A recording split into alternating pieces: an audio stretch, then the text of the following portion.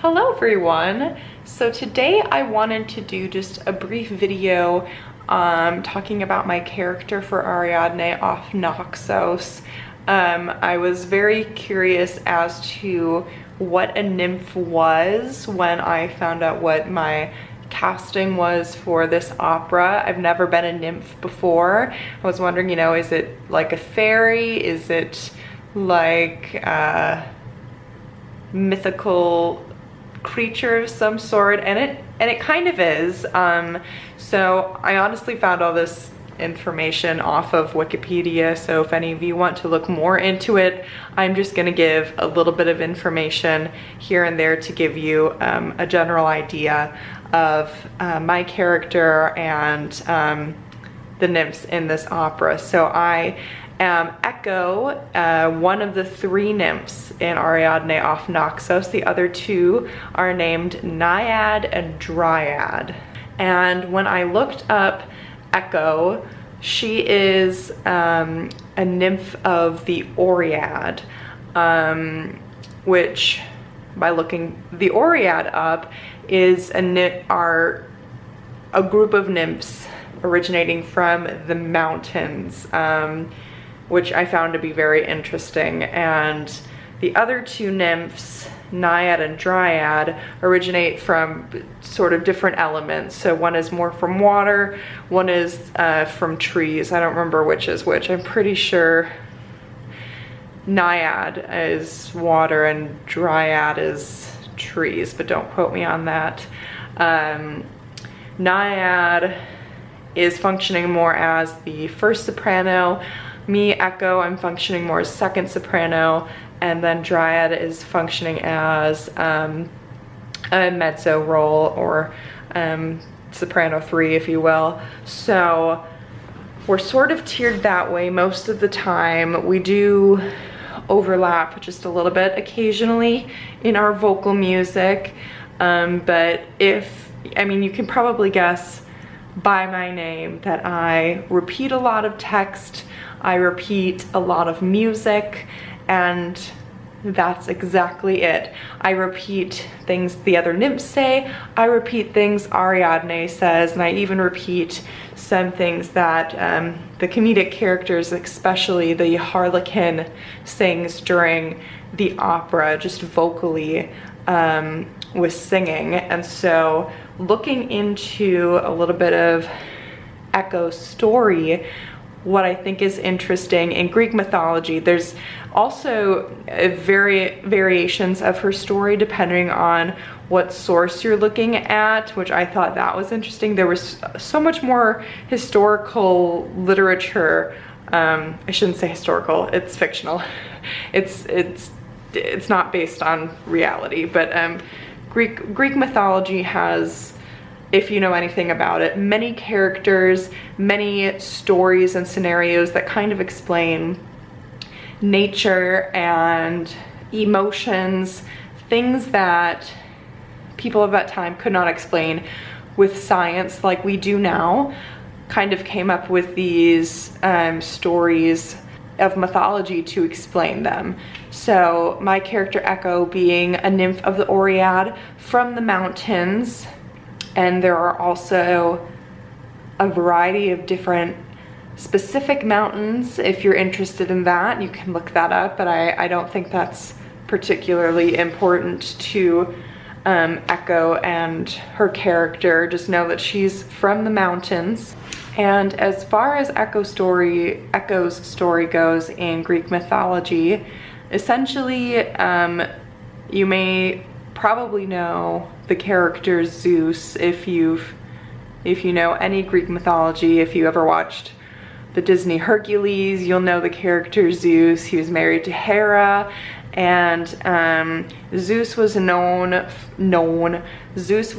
for fooling around with nymphs, apparently, and Hera became very jealous and came to Mount Olympus to sort of catch him in the act, if you will, and Echo was protecting Zeus, so she unfortunately came under Hera's wrath, and with her curse, Echo was now only able to repeat the last thing that was said to her. From then on, she was never able to speak what was on her mind, say any real response to anybody who was speaking to her. So it was really quite a terrible curse to be under. It's interesting because apparently in some productions of Ariadne of Naxos, she's played as very kind of stupid almost, and just a little slow, if you will, which, knowing kind of the backstory of the basis of her character in Greek mythology, I think it's really sad that people play her that way when really she was under a curse, and that doesn't mean she never had free thought. She was just completely unable to ever express it, which I think is pretty tragic.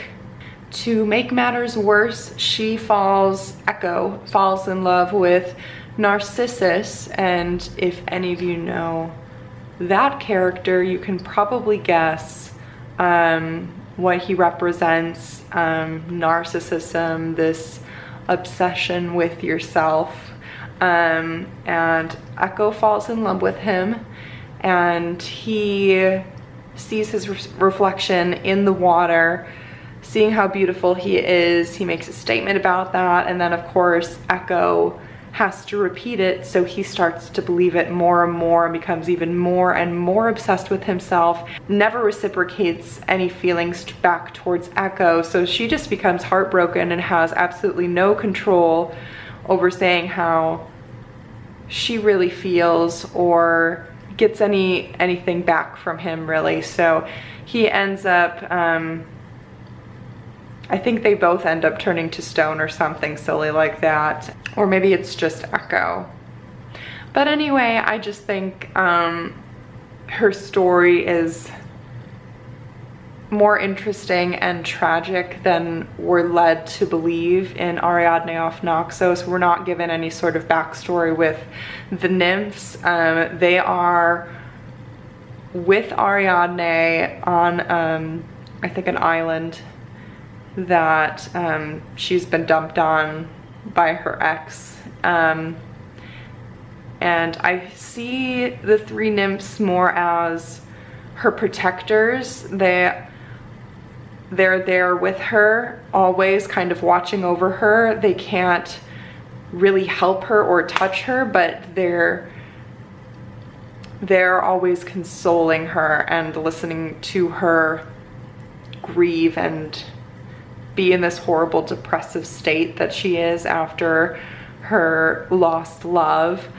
So I just think it's interesting that I have so much information on my character and the other two nymphs that I interact with so much. You don't often get that much of a backstory with some of these smaller characters in opera, but I think it is really helpful when you're making decisions going into staging and how you want to portray your character. Luckily, our director is very much keeping this in the traditional style, in that he's definitely making us more into these ethereal creatures, the way that we move around the stage, the way that we're going to be dressed.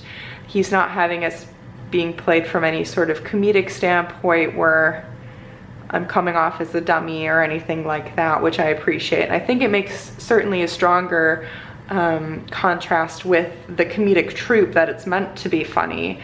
Those characters that are on stage, in contrast to us being the more stoic characters in the production. So I just wanted to give you all a bit of information on this character in case you were interested. If you liked this video, please give it a thumbs up. I'd really appreciate that.